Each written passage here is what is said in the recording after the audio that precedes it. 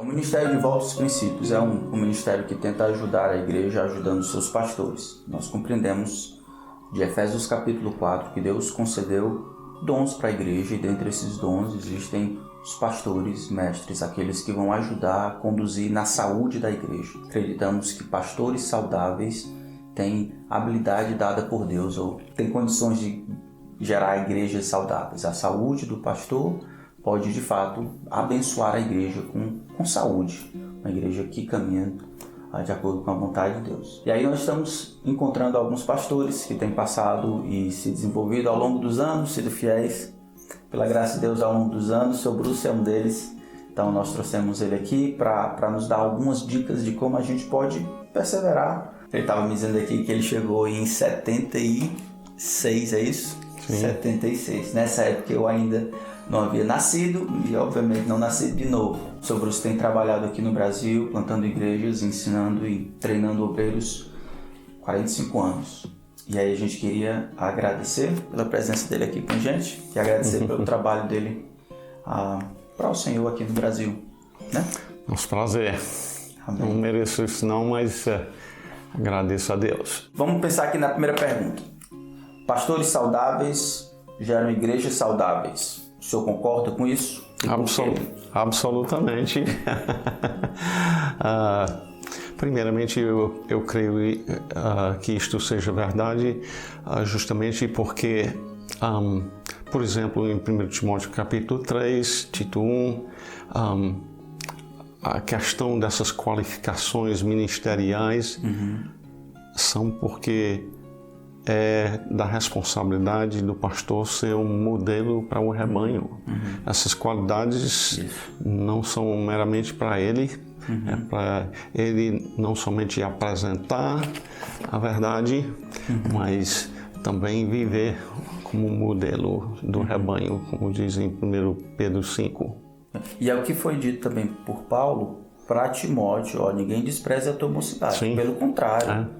Se torna de padrão, ou modelo. O modelo. A palavra no amor, na fé e na pureza. Então, a saúde da igreja está ligada com a saúde do pastor, porque, de alguma forma, a igreja ela vai copiar o modelo Absolutamente. Que está vendo no seu pastor. É assim. Tá, agora vamos pensar o senhor voltando há 45 anos atrás, bem no começo do seu ministério. Se pudesse pensar assim, quais seriam os dois conselhos que o senhor daria a você mesmo, se pudesse voltar no tempo, pensando na experiência, naquilo que já aprendeu do Senhor hoje? Muito bem. Eu diria que, primeiramente, depois de terminar o seminário, eu então vim ao campo aqui no Brasil e servi ao Senhor por algum tempo, ainda solteiro.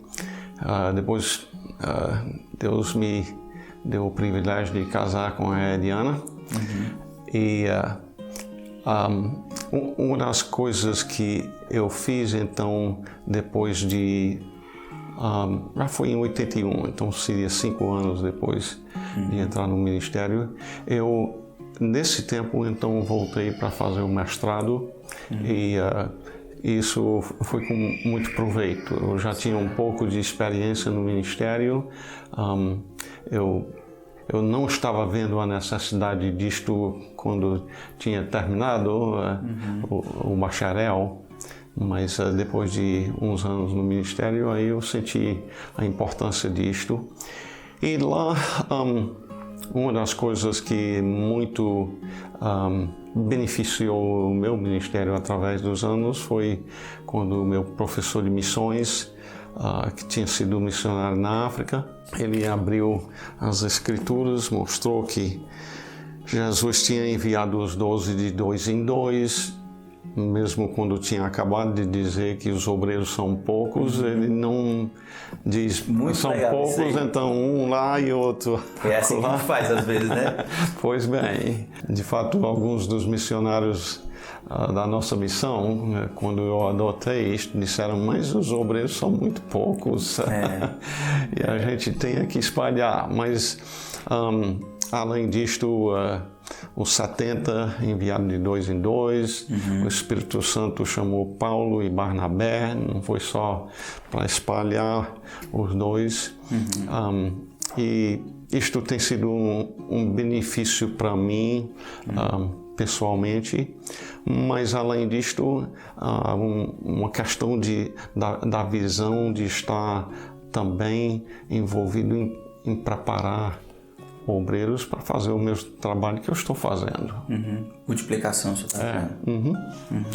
Exatamente. Então, se eu estou entendendo bem, os conselhos, eles seriam, continue estudando, se conseguir algum estudo formal, né, numa escola de preparação, trabalhe em equipe, trabalhe em equipe sempre possível, não deixe que a demanda de campo, a necessidade dite, né? Sim. E a terceira coisa seria, a gente esqueceu, qual seria a terceira coisa?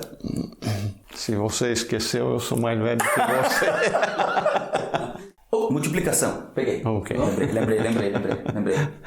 Sim. E aí a terceira coisa sobre multiplicar ou treinar outros para fazer a mesma coisa, né? Sim. Então nessa última aí, eu acredito que vem de 2 Timóteo capítulo 2, né? E que de minha parte ouvistes através de muitas testemunhas, isso também transmite a homens fiéis e idôneos para instruir a outros. Então eu estava numa conferência da BGFM, acho que 2 anos atrás, e a pessoa que estava ensinando, Paul Sager, ele estava dizendo que uma das coisas que ele vacilou, não fez bem no começo do ministério, que era, não sei se eu lembro, mas ele me impactou bastante. Exatamente. Não ter conseguido investir em liderança. É verdade. Então, eu sou mais novo do que o senhor, então é uma coisa que eu tenho tentado ajustar meu ministério, gastar um pedaço grande do meu tempo com homens fiéis que possam replicar esse negócio, né? E replicar. Sim. Qual seria o problema de não fazer isso? Bem, primeiramente, fere o que Jesus disse de fazer discípulos. Fazer discípulos não é só levar a conversão ao novo nascimento, então desobedecer o Senhor. Certo. Mas eu diria que um dos problemas é que é fácil, com o estudo que nós temos, de passar a pensar, os outros não sabem, eu tenho que fazer. E com isso a gente acaba nunca preparando outras pessoas para fazer o ministério. Então, se a gente não puder fazer, por um motivo ou outro, porque a gente não treinou outra pessoa, o negócio vai acabar sendo prejudicado, vai ter talvez seitas que vão pegar esses que não são agora treinados e coisas assim. E quando eu sair, não tem quem continua. Não tem quem continua. É um negócio triste. Mas e acontece. Acontece muito, né? A pessoa concentra. Eu acho que às vezes tem falta de instrução, mas talvez tenha um pouco de orgulho ou ameaça. Pode ser. Eu não vou treinar porque essa pessoa vai me substituir, vai fazer melhor do que eu. Não... Infelizmente, né? Pastores pecadores. Eita.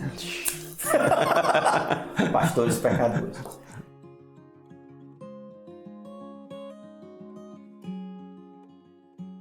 Na parte de ministério em si, né? Qual seria o conselho do Senhor para os pastores que estão começando?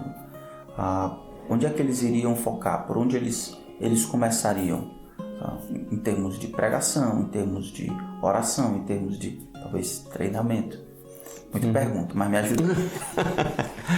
Bem, um versículo que vem à minha mente seria Tito, capítulo 1, versículo 9, se não me engano, apegado à palavra fiel.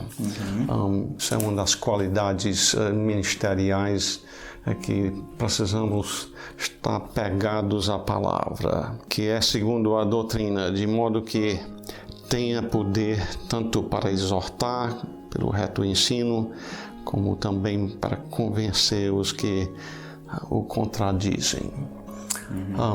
Apegado à palavra é necessário. É lembrar que nós precisamos orar mesmo. O nosso Senhor Jesus nos mostrou um grande exemplo disto. Marcos 1:35 seria um exemplo de Jesus levantando de madrugada para buscar o Pai em oração. Se ele precisava orar, imagine eu. E outra coisa que eu penso é Tiago 1:5, um versículo que a minha avó paterno muitas vezes disse para nós como jovens: lembra, se necessita de sabedoria, peça a Deus. E no ministério é comum vir novidades onde eu coço a cabeça e digo: o que eu faço aqui? É pedir sabedoria ao Senhor, e Ele tem. Amém.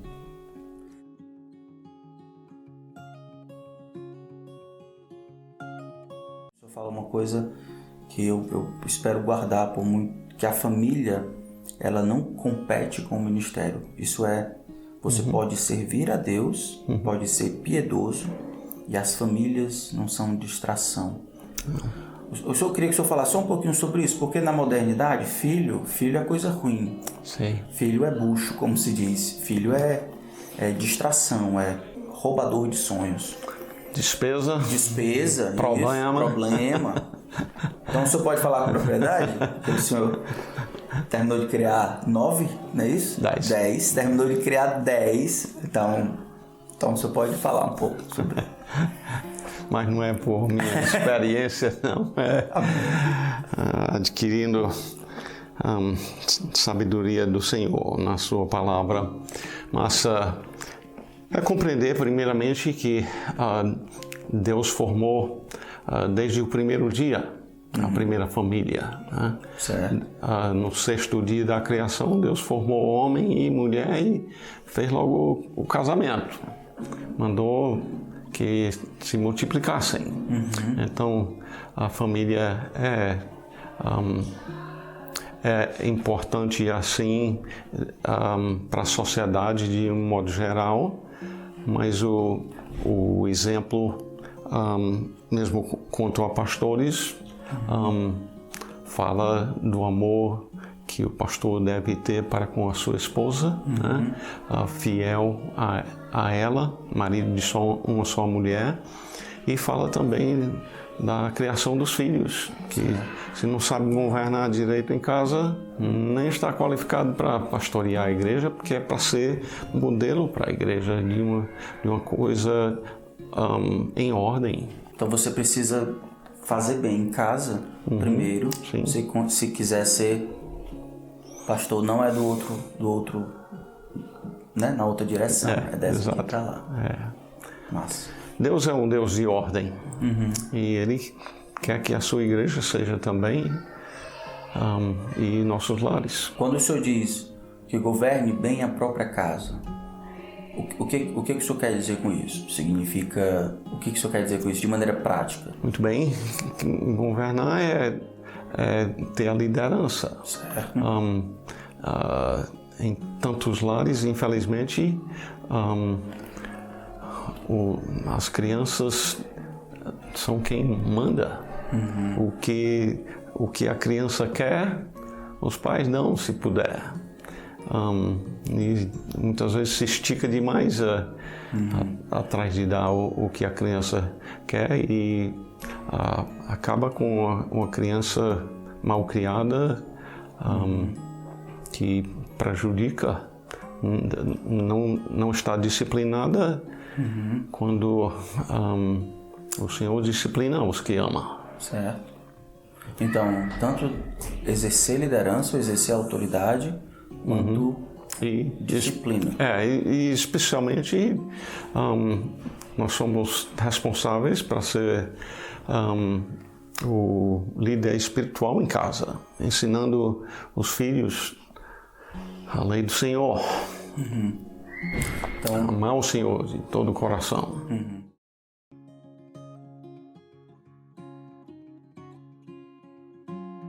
Então a gente viu a pessoa, ou o pastor e Deus, digamos assim, o tipo de homem que ele deve ser, por que ele deve ser agora por causa da igreja, como modelo, família do pastor.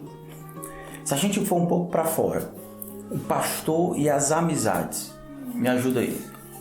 O que o senhor acha? Qual a importância da amizade no ministério? Amizade com outros irmãos. Se isso é realmente necessário, a gente pode viver a ideia do lobo solitário. Pastor é um bicho solitário às vezes, né? É verdade. Então, me ajuda aí com isso aí. Primeiramente, eu diria que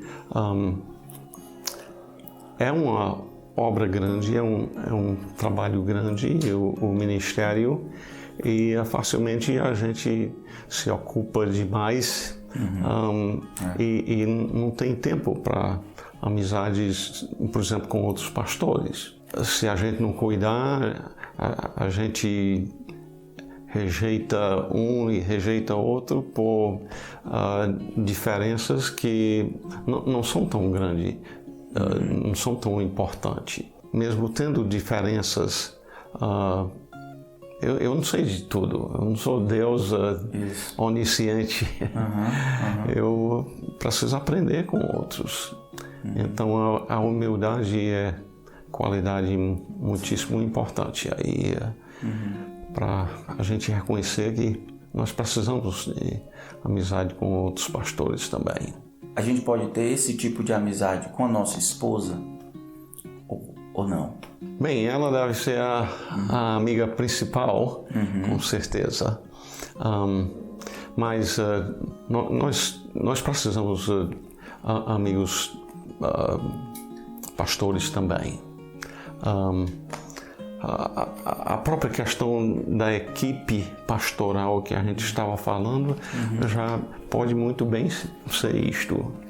E como eu tenho dito para alguns, uma das coisas, olhando para trás, os anos passados, vendo diversas pessoas caindo no adultério, talvez se fizessem parte de uma equipe, talvez isso não tinha acontecido. Né? Tendo boas amizades pastorais, alguém que chama a atenção e vem cá, tem uma coisa aqui que não está certo não. Mas aqui a gente tem um presbitério e a gente já experimenta isso. Ele foi criado agora, mas a gente já experimenta esse tipo em que um toma conta do outro. Eu não sei como é que seria isso numa igreja em que acredita que de fato um pastor deve ser o lobo solitário, estar lá na ponta sozinho. Eu acho que realmente não foi plano de Jesus. E eu vejo uma das razões porque a gente precisa trabalhar para o bem do povo. Ninguém tem todos os dons, ninguém sabe de tudo, mas um grupo de homens qualificados biblicamente pode providenciar um exemplo melhor de Jesus, né? Talvez cresceu mais uma área e outro não. E cuidar um do outro. E o que a gente faz, a gente pode fazer com melhor qualidade. Do que se está dividido aí num bocado de coisa que não está nem preparado para fazer, né? Não dá. Tem que fazer, né? Tem que fazer. Eu lembro lá na Maranata, bem no começo, e o senhor deve ter experimentado isso, plantando igreja, você tem que fazer quase tudo, né? Você tem que tirar o lixo, você tem que pintar, tem que entender de construção, aí tem que pregar, começar uma escola de música para o pessoal começar a tocar. Eu não sei como é que, sobre a graça de Deus só pode ser. Eu não sei como é que esse negócio deu certo, não. Quem vai assistir isso aí, bom, é para liderança, então são ou vocacionados ou pessoas que já estão no ministério ou que estão começando ou que estão... Então é para pessoas que estão no ministério. Se eu tenho alguma coisa que, rapaz, isso aqui, aproveitar.